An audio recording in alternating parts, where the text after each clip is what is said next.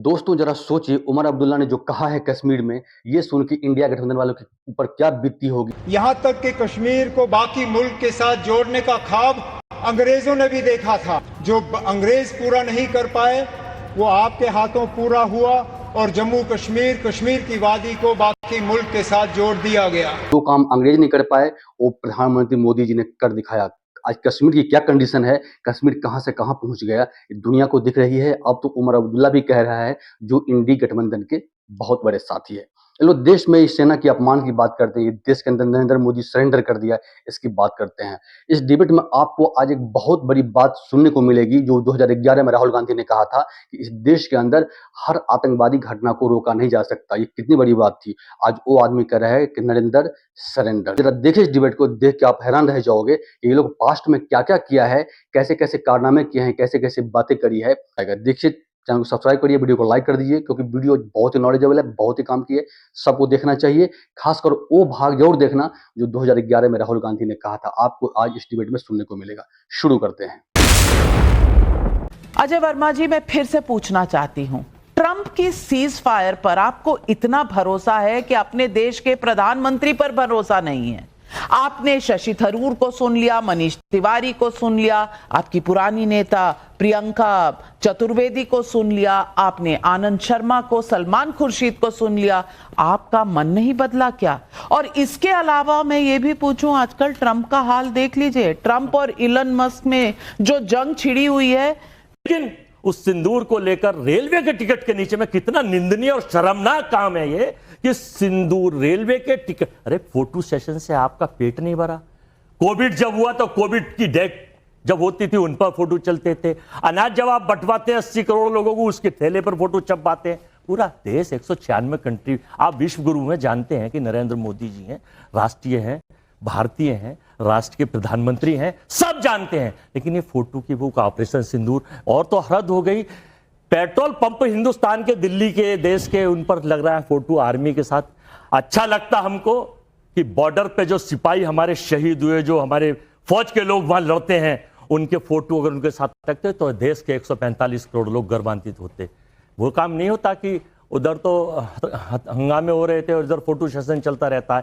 हम ना तो प्रधानमंत्री का अपमान करते हैं। नहीं, फोटो सेशन चुनाव के बारे में आप सुन लीजिए। चुनाव बेंगलोर में, कर्नाटका में आपकी सरकार है, वहां लोग मर रहे थे और फोटो सेशन कैसे चल रहे थे वो देश देख रहा है। लेकिन शिवम त्यागी जी, मैं पूछना चाहती हूं आपसे, प्रियंका गांधी वाड्रा ने पैलेस्टाइन का बैग उठाया था ना, पहलगाम का कभी बैग उठाया? कभी कोई दिल दहला उनका? कभी उन 26 महिलाओं की बात की जिनके सिंदूर उजड़ गए थे? लेकिन आज नरेंद्र सरेंडर, चौकीदार चोर है जैसा शब्द बनता चला जा रहा है। ये किसको कह रहे हैं सरेंडर? किसने सरेंडर किया? नविका जी, कांग्रेस वाले एक नारा लगाते हैं कि हवा नहीं आंधी है, देश का नेता राहुल गांधी है। मैं इसको थोड़ा सा रिवर्स करके कहता हूं कि ना हवा है ना आंधी है, देश का गद्दार मीर जाफर राहुल गांधी है। और मैं इसको प्रूफ भी करूंगा। सबसे पहले अजय वर्मा जी ने कहा कि हम राजनीति नहीं करते। मुझसे ज्यादा उम्र है आपकी, थोड़ा तजुर्बा, इतिहास अगर ना भी पढ़ते तो याद रह जाता। 1971 की वॉर के बाद इस देश में इंदिरा गांधी ने 11 राज्य सरकारों को एक साथ बर्खास्त कर दिया था कि जल्दी से चुनाव करा लो, फायदा लेना है, फायदा मिलेगा, छोड़ दीजिए उसे। कांग्रेस के एक एक कार्यकर्ता को पेपर भेजा गया सेंट्रल लीडरशिप की तरफ से, जिसमें कहा गया कि जाकर देश में बताइए कि कैसे इंदिरा गांधी दुर्गा हैं, कैसे इंदिरा गांधी ने काम किया है, कैसे इंदिरा गांधी ने पाकिस्तान के दांत खट्टे किए हैं। और आपने कहा कि हम राजनीति नहीं करते। और कैसे राजनीति करेंगे? और इन्होंने एक और चीज कही कि सेना का अपमान हम नहीं करते। राहुल गांधी ने कहा गलवान ट्रिप के दौरान के सेना पिट रही है, क्या यह अपमान नहीं है? कन्हैया कुमार ने कहा कि मैं सब बातों को मानते हुए यह कहना चाहता हूं कि कश्मीर में सेना महिलाओं का बलात्कार करती है। गली का गुंडा इस देश के सेना अध्यक्ष को किसने कहा था? आपको याद होगा। यह सेना का सम्मान बढ़ाना तो नहीं हो गया? और मैं एक और चीज कहना चाहता हूं नरेंद्र सरेंडर पे। इस देश के प्रधानमंत्री इस देश के एग्जीक्यूटिव हेड हैं और ये देश, इस देश की सेना भाई सरेंडर नहीं करती है। हां, ये अलग बात है कि आप सरेंडर कर सकते हैं, आपकी पॉलिटिकल पार्टी सरेंडर कर सकती है, आप जो है सेना को जो है खुला छूट नहीं देंगे 26/11 के बाद। और नविका जी, आपने कहा कि वो फलस्तीन का बैग लेकर गई थी।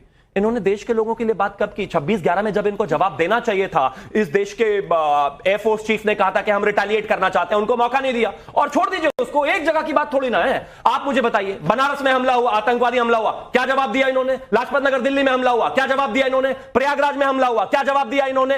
इसके अलावा तमाम जगह पर इस दौरान हमले होते थे दिन रात, कभी जवाब नहीं दिया। दरअसल बात यह है कि सिंक्रोनाइजेशन में काम चलता है। इधर राहुल गांधी बोलते हैं, उधर पाकिस्तान के जो डिफेंस मिनिस्टर है वो उसको रेप्लिकेट कर देते हैं। जवाब नहीं दिया। लेकिन राहुल गांधी ने 2011 में क्या कहा, ये मैं आज दर्शकों को सुनाना चाहती हूं। अजय वर्मा जी, आप 10 सेकंड मांग रहे थे, ये बयान सुन लीजिए राहुल गांधी का।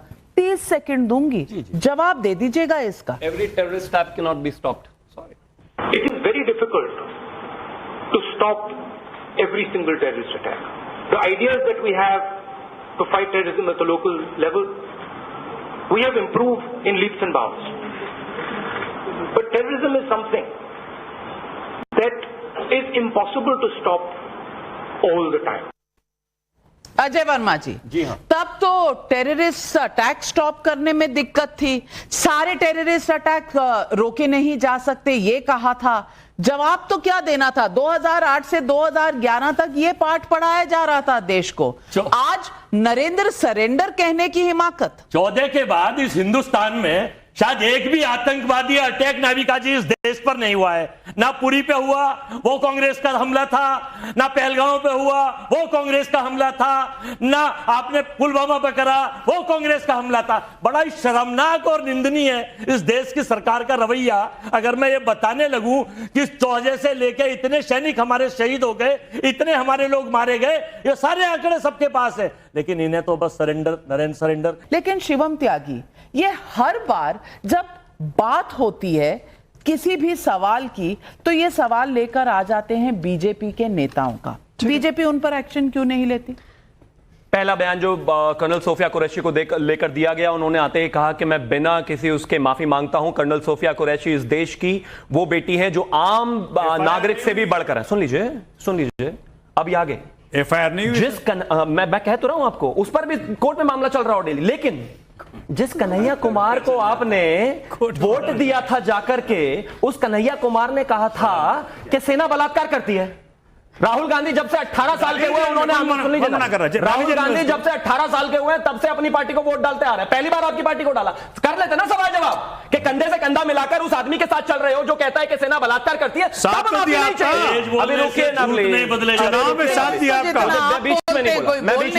मैं बीच में नहीं बोला। तो जाहिर है मेरे देश के, मेरी पार्टी के किसी भी नेता ने अगर कहा माफी मांगी, बराबर वालों से माफी भी मंगवा लो। और अब क्या कह रहे हैं कि कांग्रेस जो है भाजपा के सिंक में चल रही है। जब दिल्ली में बैठकर कंधे से कंधा मिलाकर एक दूसरे को वोट दे रहे थे, तब सिंक में नहीं चल रहे थे हम। हमने बड़ा नजदीक से देखा, सिंक में नहीं चल रहे थे, हमने नजदीक से देखा। अच्छा, अब से 2 साल पहले राहुल गांधी और आज राहुल गांधी कोई अलग है क्या? वो सिंक में थी। अलग है क्या? अच्छा, तब भी सिंक में थी। बीजेपी कांग्रेस चुनाव में भी सिंक में थी। मतलब आपके नेता इतने नहीं, तो आप क्यों बैठे हुए थे वहां उनके साथ? अरविंद आप क्यों खड़े हुए थे उनके साथ? कांग्रेस को त्यागा हमने। अच्छा, जी, बड़ी देर की हमने कह दिया, बड़ी देर की हुजूर आते पार्टी कहीं नहीं खड़ी होगी। नहीं, मीठा मीठा कड़वा कड़वा थू थू कितनी बार त्यागोगे, मुझे मालूम है, अपनाओगे। लेकिन फिर अपना लिया, फिर त्याग दिया, फिर अपना लिया, शिवम जी, और 2-4 गठबंधन रह गए तो कर लेना। एक और दे दूं मैं, के खिलाफ चुनाव एक और प्रमाण दे दूं, हार जाओ तो अलग हो जाओ, एक और प्रमाण दे दूं।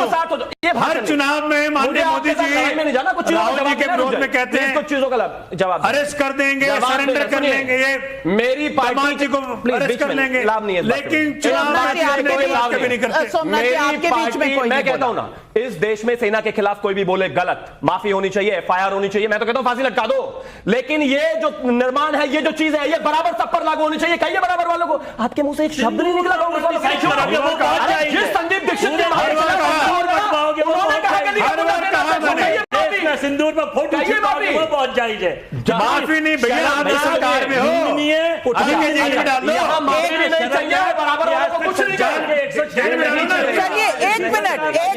एक मिनट। अब तो आपका डाइवोर्स हो गया है, अब साथ साथ क्यों बोल रहे हैं? कह रहे हैं हाँ, नहीं, अब डाइवोर्स हो गया, अब डाइवोर्स रहने दीजिए। मैं दूसरे डाइवोर्स की बात करने वाली हूँ।